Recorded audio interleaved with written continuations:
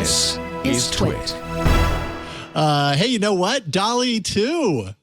They're opening up their wait list. Apparently, they're looking for 1 million users. They plan to do that within the next 2 weeks. You can get on their wait list if you haven't already. You can go to the site and sign up for DALL-E 2 and start making some imagery. That's pretty cool. I want to make some images, see what I can come up with.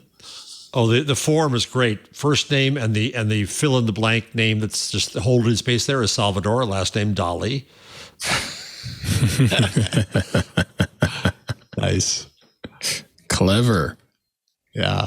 I've signed up. I don't know what I'm going to put in there when it comes through eventually. Hopefully I get picked for the off the wait list, but not hold my breath. Dude. But you could be you could do, I'm looking forward to building images for my stories because there's no great stock art for IoT, right?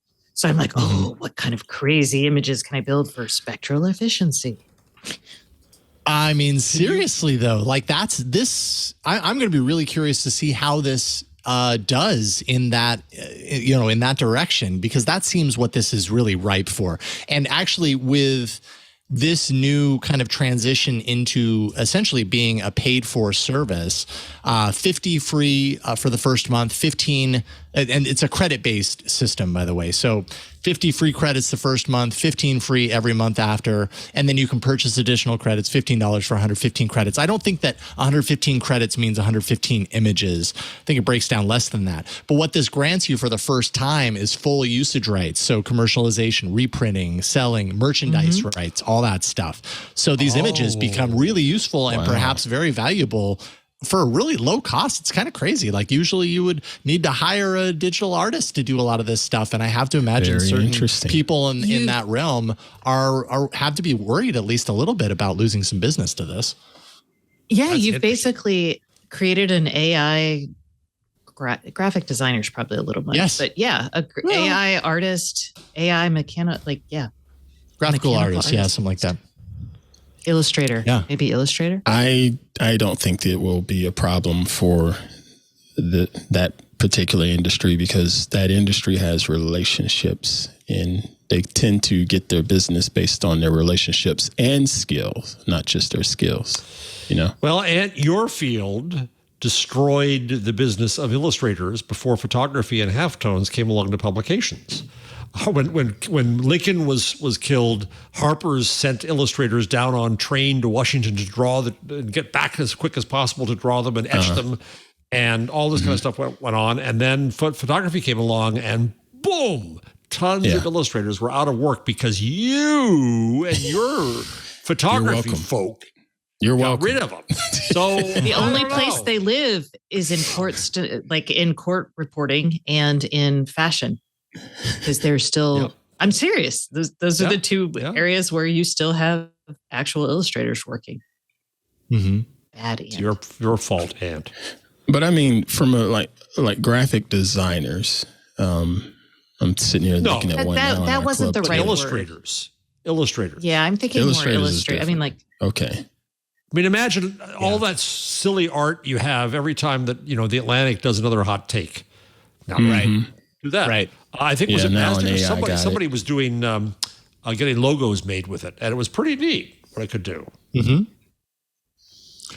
Yeah, I mean, is it going to absolutely replace any human whatsoever out there doing this sort of stuff? No, but there's probably a lot of people who would much rather pay the low cost of this and just accept what it churns out, as opposed to hire someone. I hate to say, but that's probably true, right? I just need this image fast. There's going to be people doing that. I need it now. Yeah. There'll definitely be people doing that. But if you take the likes of and this may be a bad example, take the likes of a big brand like Nike. They're probably not going to do that. They're probably going to. Nike's not going to do it, but I would do it. No, you're right. No. Right. Yeah, I would do it. Yeah, totally. Like a little blog or even not a super little blog might do it just because it's fast. It's easy. You don't have to deal with a person. Yeah. Right. The people who are turning to a service like Fiverr to get, a quick turnaround kind of digital thing made. Exactly. And Dotson's daughter and her soap business, right? Right. Yeah, something along those lines, right? Yeah, and get something pretty cool and unique. And I want. Oh, sorry. Did I cut you off? Well, I was wondering if as this type of thing gets built out, like we're at a point right now where we can say, Robert Redford's head as an ice cream cone. I don't know what the random thing is, that you want an image as.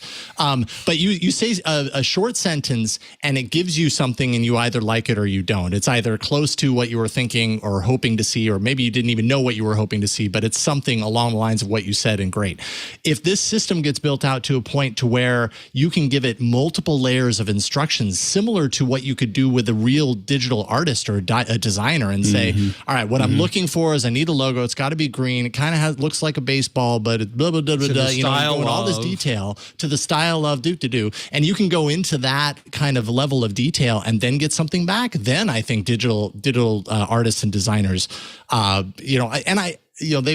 probably would have to worry about something like that, right? Because then it does get into the realm of replacing potentially. I still disagree, because a lot of digital artists that are creating things for brands, that communication, that face-to-face communication is really, really critical, because the proposed client is going to have a particular vision in mind. And sometimes it is the responsibility of the artist to say, you know what, that is a great idea. Let's shape that up. Or, you know what, maybe we should fine tune this a little bit, because you're going to be able to get a little bit more reach, that kind of thing. And that tends to happen way more than one would realize. Just because you could see a great logo in your head, that doesn't necessarily mean it's the right logo for you. Yeah, that's true. And that's when those artists come in. Here's one There's going to be no thing in DALL-E that's like, by the way, that's really insensitive to the following group of people.